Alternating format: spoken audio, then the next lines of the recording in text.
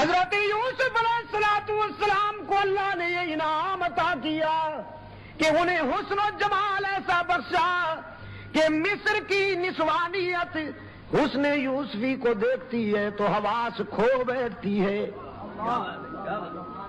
کچھ کہنا چاہتا ہوں، میرے الفاظ سمجھیں گے آپ تو پھر بات بنے گی. حضرت یوسف کو وہ حسن عطا کیا کہ مصر کی نسوانیت، مصر کی دوشیزگی جب یوسف کو دیکھتی ہے تو حواس کھو بیٹھتی ہے. یوسف کو دیکھنے والیوں نے حواس کھو دیے، لیکن محبوب کو وہ جمال عطا کیا کہ محمد کو دیکھنے والوں نے تو حواس پا لیے. یوسف کو دیکھنے والیوں نے انگلیاں کٹوا دیں، ایمان نہیں لائیں.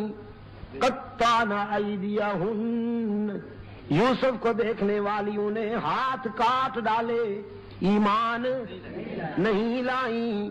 قسمیں کھا کھا کے کہنے لگی حاشا للہ ما ھذا بشرا، اللہ کی قسم یہ بشر نہیں ہو سکتا، ان ھذا الا ملک کریم،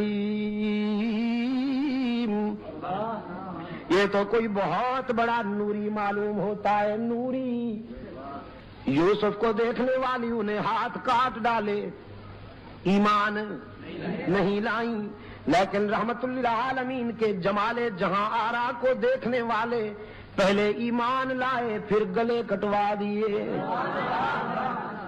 ہاتھ کیا ہوتے ہیں؟ پہلے ایمان لائے پھر گلے کٹوا دیے.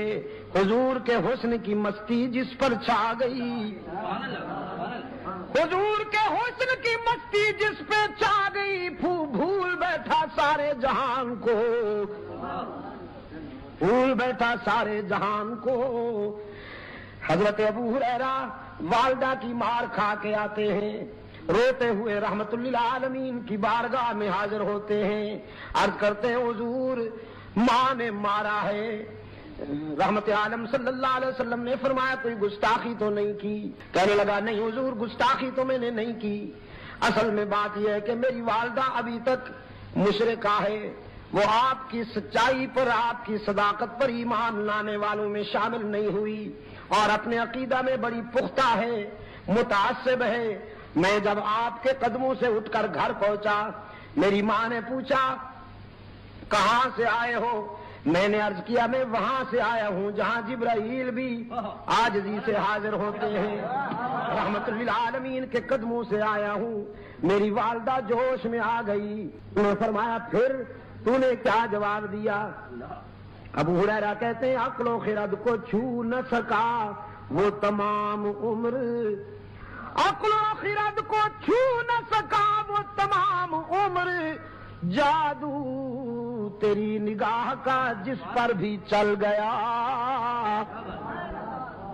میں نے ماں سے کہہ دیا صرف تیرا گھر نہیں ساری دنیا کو چھوڑ دوں گا لیکن آمنہ کے لال کا دامن نہیں چھوڑوں گا، ساری دنیا کو چھوڑ دوں گا لیکن رحمت للعالمین کے قدموں سے جدا نہیں ہو سکوں گا. پھر میری ماں غصے میں آ گئی، اس نے مجھے مارا، گھر سے نکال دیا اور کہنے لگی میرے گھر اس دن آئیے گا جس دن حضور کا در چھوڑنے کا فیصلہ ہو جائے. رحمت عالم صلی اللہ علیہ وسلم نے فرمایا پھر یہاں کیوں آیا ہے روتا ہوا؟ یہ تو بیٹے اور ماں کی بات ہے، اس میں ہم کیوں انوالو ہوں، ہم کیوں انٹرفیئر ہوں؟ یہ تو ماں بیٹے کا مسئلہ ہے. ابو ہریرہ نے عرض کیا آقا اس لیے حاضر ہوا ہوں کہ دینے والے سے مانگ لیجئے، دینے والے سے مانگ لیجئے. جس نے مجھے ایمان کی روشنی عطا کی وہ میری بوڑھی ماں پہ بھی رحم کر دے. والدہ کا ایمان مانگنے کے لیے آیا ہوں اللہ سے. رحمت عالم صلی اللہ علیہ وسلم نے ہاتھ اٹھا دیے، اللہم اہدی ام ابی ہریرہ، اللہم اہدی ام ابی ہریرہ. الہ العالمین میں التجا کرتا ہوں ابو ہریرہ کی ماں کو ایمان عطا کر. ادھر حضور کے ہاتھ اٹھے، ادھر ابو ہریرہ دوڑ گیا، دوڑتا چلا جا رہا ہے. لوگوں نے دیکھا ابو ہریرہ جیسا درویش کبھی اونچی آواز سے بولا نہیں، کبھی تیز قدموں سے چلا نہیں، آج دوڑتا جا رہا ہے، پتہ نہیں کیا ہو گیا۔ کسی نے دامن پکڑ کے پوچھا ابو ہریرہ کیا بات ہے؟